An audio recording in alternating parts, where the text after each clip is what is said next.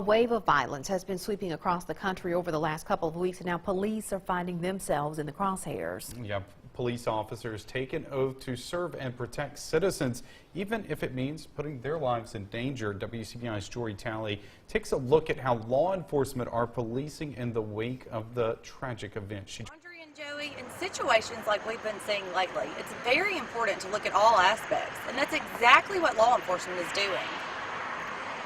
Columbus Assistant Police Chief Fred Shelton is a cop, soldier, an African-American, and pastor, which means he understands life as an officer and fighter, racism, and how important it is to love everyone. Criminality has no color.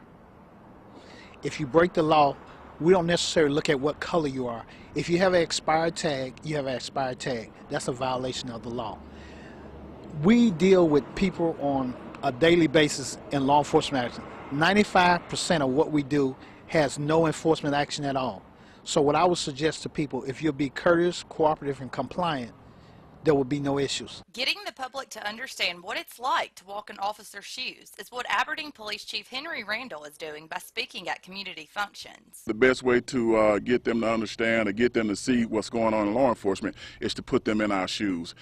Basically, what would you do? You got a guy that's pretty large in stature, you got a female, you got weapons, you don't have weapons, you're trying to give verbal commands, and sometimes they just don't understand. The men and women in blue take the good with the bad when it comes to their jobs, but Shelton says it's not all bad. There's some negative sentiment, and I understand that sentiment, but however, for the most part, people still love and support the police officers. Mothers, tell your children, I'm not the bad guy.